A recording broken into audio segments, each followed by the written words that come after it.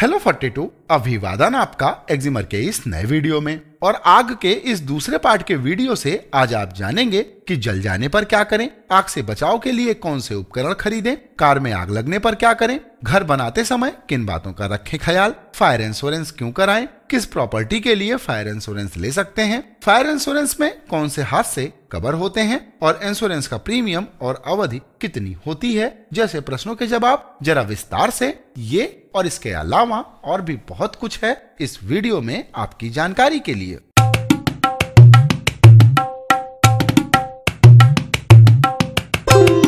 और इस वीडियो को अच्छी तरह समझने के लिए वीडियो का पहला पार्ट भी आप जरूर देखिएगा, लिंक डिस्क्रिप्शन में उपलब्ध है, जिसमें हमने बात की है कि एसी का कैसे रखें ख्याल, शॉर्ट सर्किट से कैसे बचें, वायरिंग कराते समय किन बातों का रखें ख्याल, कौन से वायर का इस्तेमाल करें, किराए पर अगर हैं तो क्या करें, पूजा करते समय किन बातों को रखें ध्यान, घर में आग न पकड़ पाए इसके लिए क्या रखें ध्यान, आग से बचाव के लिए पहले कौन सी करें तैयारी और आग लगने पर क्या करें। और आइए अब बात करते हैं आज के विषय के बारे में कि अगर जल जाएं तो क्या करें। कपड़ों पर या शरीर में आग लग जाए तो खड़े ना रहें और ना ही भागें, मुंह को ढककर जमीन पर लेट जाएं और रेंग कर चले, इससे आग बुझ जाएगी। किसी और शख्स में आग लगी हो तो कंबल या मोटा कपड़ा डालकर आग बुझाएं। आग बुझाने के बाद उस शख्स पर पानी डालें। खिड़कियां खोल दें ताकि धुएं से दम ना घुटे। धुएं से दम घुटने से अगर कोई बेहोश हो गया है तो सबसे पहले उसे खुली हवा में ले जाएं ताकि ऑक्सीजन मिल सके। आमतौर पर घर में ऑक्सीजन नहीं होती, इसलिए मरीज को तुरंत हॉस्पिटल ले जाएं।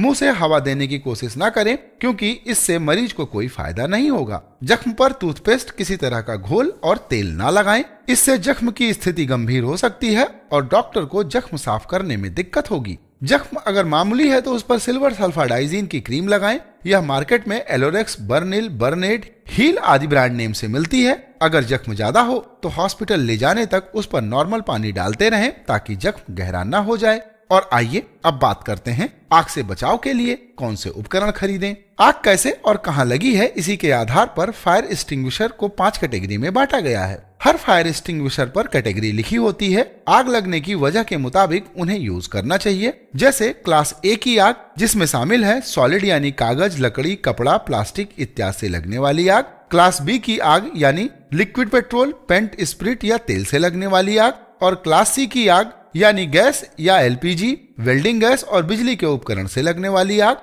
और क्लास डी की आग को कहा जाता है मेटल यानी मैग्नीशियम, सोडियम या पोटेशियम से लगने वाली आग। और क्लास के की आग को कहा जाता है कुकिंग ऑयल से लगने वाली आग। आग के क्लासिफिकेशन के अनुसार ही फायर एक्सटिंग्विशर का भी क्लासिफिकेशन किया गया है।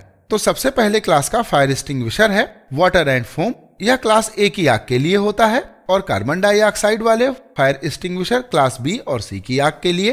ड्राई केमिकल वाले fire extinguisher class A, B और सी की आग के लिए। वेट केमिकल वाले फायर एक्सटिंग्विशर क्लास के की आग के लिए। क्लीन एजेंट वाले फायर एक्सटिंग्विशर क्लास बी और सी की आग के लिए। ड्राई पाउडर वाले फायर एक्सटिंग्विशर क्लास बी की आग के लिए। और वाटर मिस्ट वाले फायर एक्सटिंग्विशर क्लास ए और सी की आग के लिए आमतौर पर इस्तेमाल किए जाते हैं। घर में ड्राई केमिकल वाला फायर एक्सटिंग्विशर ही रखा जाता है। इस तरह के फायर एक्सटिंग्विशर के सिलेंडर पर ABC लिखा होता है। मार्केट में इसके रेट वेट के हिसाब से होते हैं। इसे आप ऑनलाइन भी खरीद सकते हैं और इनके टॉप ब्रांड्स हैं सीज फायर, फायरफॉक्स, अतासी और अग्नि इत्यादि। इन कंपनियों के कार के भी फायर एक्सटिंग्विशर आते हैं। और अगर आप ऑनलाइन फायर एक्सटिंग्विशर खरीदना चाहते हैं तो लिंक हमने डिस्क्रिप्शन में दे रखा है। सिलेंडर के अलावा मॉड्यूलर एक्सटिंग्विशर भी बहुत काम की चीज है। अभी तक यह ऑफिस या इंडस्ट्रियल एरिया में ही लगाया जाता था, लेकिन अब धीरे धीरे इसका इस्तेमाल रेजिडेंशियल एरिया में भी होने लगा है। घर में इसे कहीं भी लगा सकते हैं,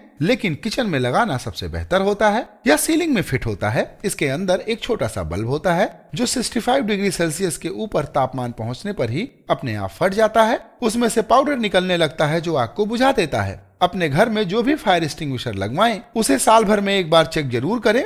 उसकी नॉब ग्रीन एरिया में ही होनी चाहिए। और आइए अब जानते हैं कि अगर कार में आग लग जाए तो क्या करें। अक्सर लोग ये मानते हैं कि जिस कार में सेंट्रल लॉक लगा होता है, आग लगने पर उस कार के दरवाजे नहीं खुलते, लेकिन ऐसा नहीं है। आग लगने पर भी दरवाजे खुल जाते हैं। अगर दरवाजे नहीं खुले तो अगली सीट की हेडरेस्ट को निकालकर शीशे को आप तोड़ सकते हैं। कुछ कारों में गियर लॉक होता है, आप उस गियर लॉक से भी शीशा तोड़ सकते हैं। साथ ही कार में हमेशा छोटी हथौड़ी, हॉकी स्टिक या फिर रॉड रखनी चाहिए ताकि आग लगने पर शीशा तोड़ा जा सके। इसके अलावा कार में फायर एक्सटिंग्विशर भी आप जरूर रखें।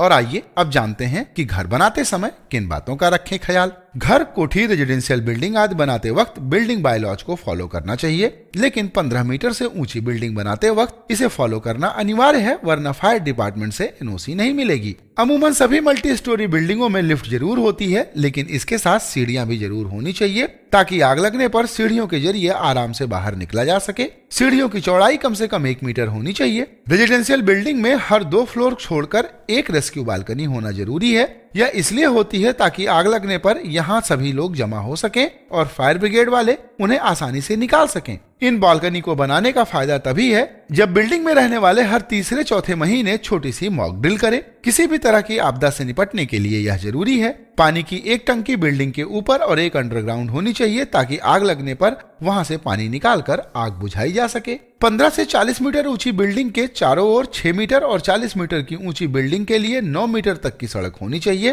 ताकि फायर ब्रिगेड की गाड़ियों को वहां तक पहुंचने के लिए चारों ओर घूमने में परेशानी न हो और वे आग बुझा सकें। आपका घर फायर प्रूफ है या नहीं, इसकी जांच प्राइवेट फायर एडवाइजर से भी आप करा सकते हैं। ऑनलाइन सर्च करने पर ये आपको मिल जाएंगे। अगर आप चाहें तो आप सरकारी फायर सर्विस से भी अपने घर का सर्टिफिकेशन करा सकते हैं। इसके लिए आपको फायर सर्विस में जाकर अधीक्षक के नाम एक पत्र लिखना होता है और फायर सर्विस का कर्मचारी आपके घर आएगा और चेक करेगा कि घर फायर प्रूफ है या नहीं, और यह सर्विस फ्री होती है। और आइए अब बात करते हैं कि फायर इंश्योरेंस क्यों कराएं। फायर इंश्योरेंस घर में आग लगने और उससे नुकसान होने पर उसे कवर करने की गारंटी देता है। नियमानुसार रेजिडेंशियल एरिया के लिए फायर इंश्योरेंस जरूरी नहीं है, लेकिन इसे लेना फायदेमंद होता है। किसी भी हादसे की सूरत में यह काफी मददगार होता है और इसका प्रीमियम प्रॉपर्टी की मौजूदा मार्केट वैल्यू के मुताबिक तय होता है। और आइए अब जानते हैं कि किस प्रॉपर्टी के लिए आप इंश्योरेंस ले सकते हैं। आपने जो भी प्रॉपर्टी खरीदी है, मसलन अपार्टमेंट, फ्लैट, कोठी इत्यादि, उसका इंश्योरेंस करा सकते हैं। यहाँ तक कि अगर आप रेंट पर हैं तो रेजिडेंशियल प्रॉपर्टी का फायर इंश्योरेंस करा सकते हैं। TV, fridge, washing machine, furniture, सभी तरह के गैजेट्स यानी घर में इस्तेमाल होने वाला एक एक सामान इस इंश्योरेंस में कवर होता है। और आइए अब बात करते हैं कि फायर इंश्योरेंस में कैसे हादसे कवर होते हैं। किसी भी तरह की आगजनी, एयरक्राफ्ट क्रैश, प्राकृतिक आपदा यानी बाढ़, आंधी, भूकंप और लैंडस्लाइड इत्यादि जैसी स्थिति में घर को होने वाला नुकसान फायर इंश्योरेंस में कवर होता है। और अब अंत में बात इंश्योरेंस का प्रीमियम और अवधि कितनी होती है। इंश्योरेंस कंपनियां प्रॉपर्टी की कीमत और इंश्योरेंस की कीमत के आधार पर प्रीमियम ऑफर करती हैं, जो आमतौर पर कम ही होता है। आप एड ऑन कवर भी ले सकते हैं जिसमें आर्किटेक्ट की फीस आदि कवर हो जाती है। इसके लिए एक्स्ट्रा प्रीमियम देना पड़ सकता है। इंश्योरेंस की अवधि अमूमन 1 साल होती है, लेकिन कुछ केस में यह 10 साल तक भी हो सकती है। तो आज का यह वीडियो यहीं पर होता है समाप्त और हमें उम्मीद है कि हमारे दोनों पार्ट के वीडियोस में बताई गई जानकारी आपको आग से बचाव में मददगार साबित होगी। इस विषय से संबंधित आपकी प्रतिक्रियाओं का इंतजार रहेगा,